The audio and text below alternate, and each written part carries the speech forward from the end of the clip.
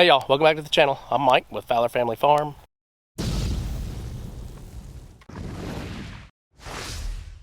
Today's video is going to be mainly about the severe drought that we're in here in Oklahoma, especially the area I'm in. There are parts of Oklahoma that's not as bad off as us, but we're in a really bad situation. It's been 80 days, it's been about 85 days since we've had significant rain, and even that rain then wasn't really much. It was about 3/4 of an inch.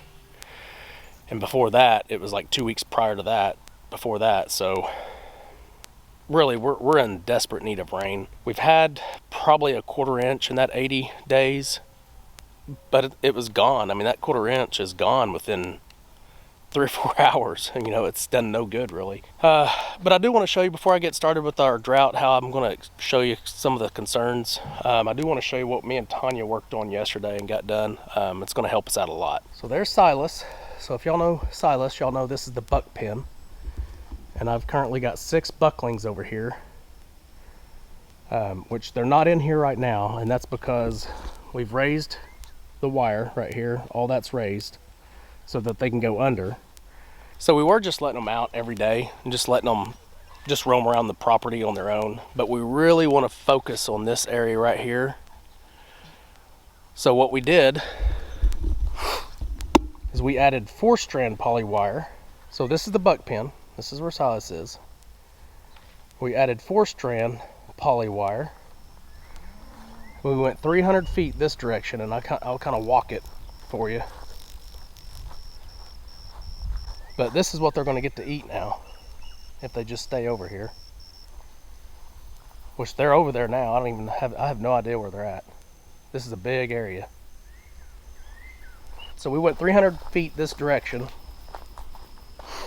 and it incorporates our old garden from the past. We really need to take all that down right there. That's our old garden, raised beds. We didn't use this garden the last 2 years at all. So it goes 300 feet that direction. So this is the corner now, and that's 300 feet. And then you can see here, it goes into the trees and into the woods.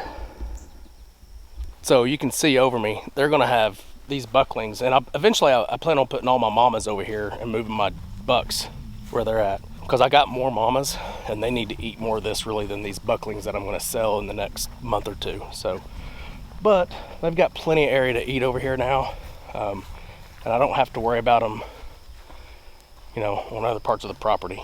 Okay, so there's a quick update on some of the goats, the little bucklings, and then Megatron. He's not really a buckling, but like I said earlier, there's 6 of them over there. That should keep them fed for quite a while. So now I'm going to talk about our dire situation with the drought that we're in. And I'm going to take you down here. I'm going to start at the biggest pond we have. This is should be a 3-acre pond. But right now, with the shoreline down the way it is, it's probably like a 2-acre pond. I don't know. So let me turn you around here and show you.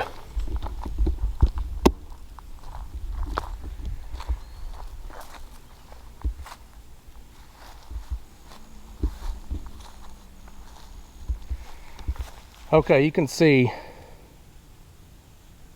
that level right there is about a 3-foot drop, believe it or not. It's steeper than you think.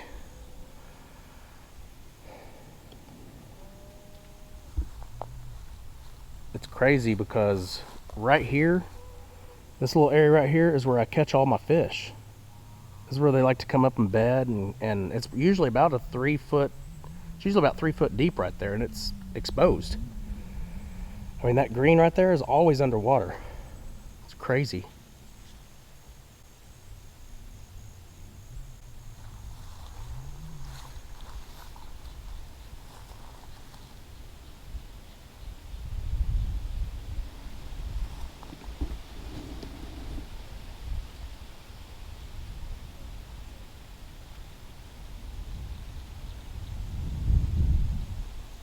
I want to see if I can walk down.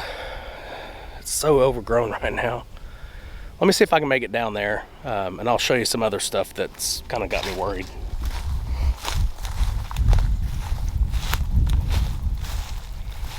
So this is where we usually walk down to the pond as well.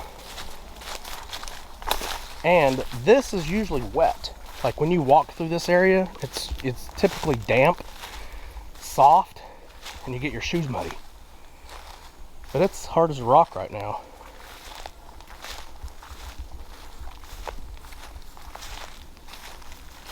Look at this.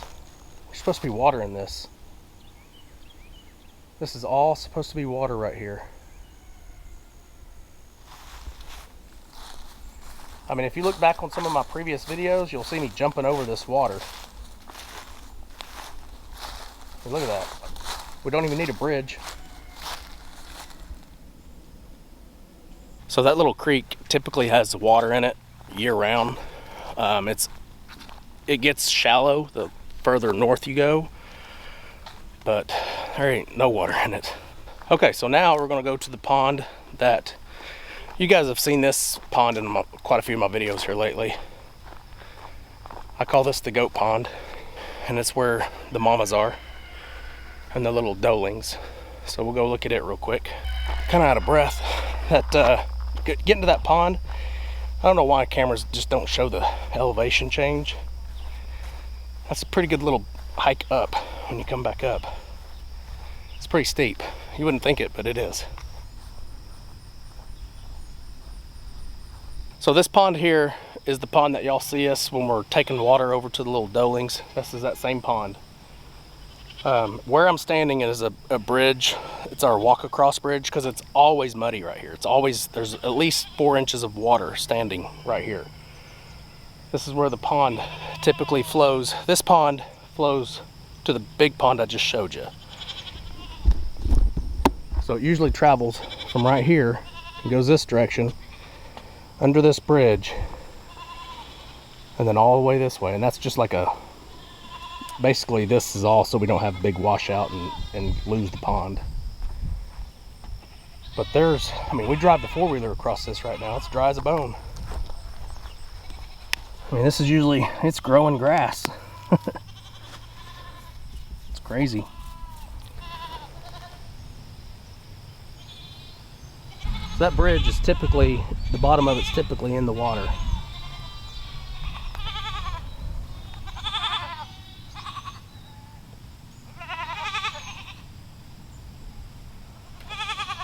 Like these stumps.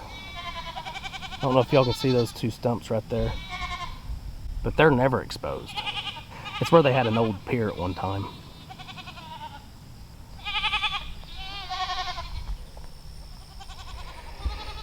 But typically the water goes up to here, and then this is always wet. Even in my previous videos, I've showed y'all where that area right there is still soaking wet. Like you step in it and you're gonna sink 3 or 4 inches. There's some of the mamas.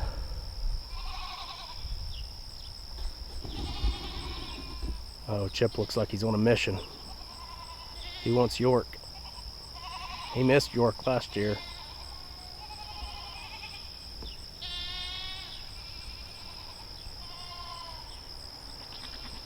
Yeah, he wants York. That's funny. Alright, and there's the little doelings. Y'all are used to seeing them. I think I want to feed them because they see me, of course. So you can see how this is probably the pond, even though this looks horrible right here, this pond has probably decreased the least amount, believe it or not. It seems to hold water better than the rest of the ponds. And then on top of that, it's constantly getting fed with groundwater, just not nearly as much as it used to be.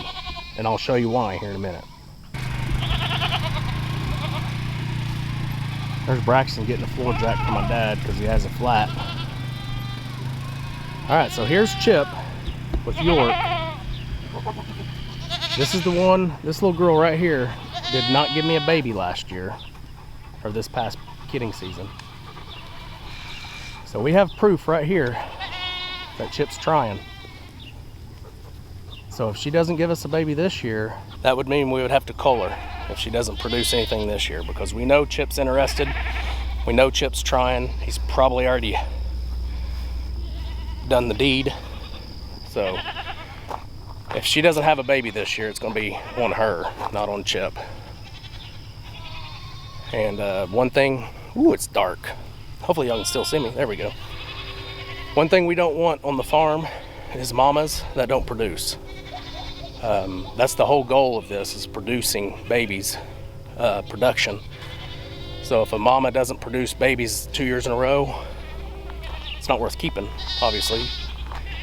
You don't want to feed them out and they never produce anything in return. All right, so now we're going to go up here to the third pond. I call this the cow pond, and it's because it's in the cow pasture, and it's where the cows get all their water. This is where they drink all day long, and this is where they cool themselves off as well. There's a little frog right there, if y'all can see him.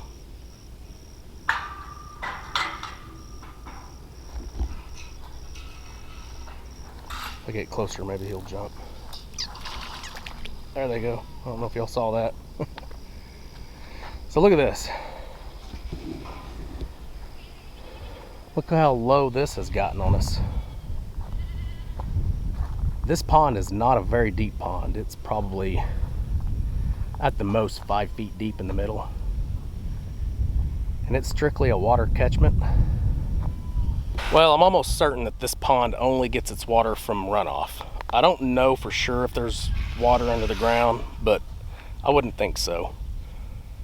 But you can see how low this is. I'm standing where it should be about 2 foot deep, probably right here, and I'm still not even close to the water. Oh, here comes Gwen. She thinks I'm here, so I gotta feed her. All right, so this is the one that kind of concerns me, probably the second most. So that's, like I said earlier, that's strictly where the cows get all their water. So if this one goes completely dry, I would have to start giving water to the cows every day, which is not a problem, but that's the whole point of that pond. So Tanya's mom's having her carport installed finally. Had to take a quick break to help Braxton with the flat. Okay, so the last pond we were just at was the cow pond, and it's just right over here. Probably, I don't know, probably 50 yards that direction. And then here's what concerns me the most. This is my seep that's on the property, and I get all this water underground, and it just seeps in. It's bone dry. So the level of the groundwater right now is extremely low for us in this area. Let me give you a close-up of this. So you can see right here is where the water usually is.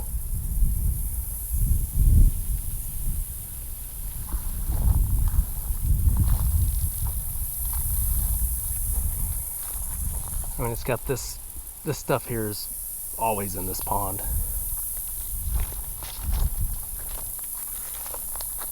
Bone dry.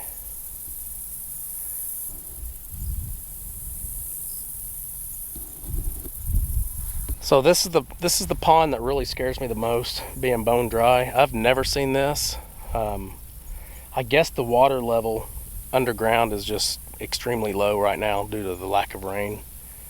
Because this area that we're in, even the areas that have gotten more rain than us, they're still in a drought. They still haven't gotten enough. But we're in an extreme drought. About 8 miles south of us, in that same 80-day span, has probably received about 4 inches. About 25 miles north of us, in that same 80 days, has probably received about 6 to 7 inches. But that's still not enough. And we've only received 1/4 of an inch. It's terrible. I mean, absolutely terrible. So we drastically need rain just so this right here comes back, because I'm almost certain this, if like when this is full of water, and even if we don't get rain for a month, this still stays at the same elevation typically. And then there's a hole, like if you follow, you can actually follow this water down to my goat pond, because that's what feeds my goat pond, is this seep. Well, it's not a seep anymore. I don't know. I mean, it's horrible. But there's actually a hole that leads, if you follow the water to the goat pond, there's actually a hole that always has water in it as well, and it doesn't have water in it either. So, and it usually has about 6 inches of water year round. Like, I've never seen it dry. All right, so now you see our need for rain. It's pretty significant. We've got to get rain pretty quick or it's just going to start going downhill even quicker. Today is Saturday. I'm actually going to try to upload this video today, so you probably should see this video the same day I shoot it.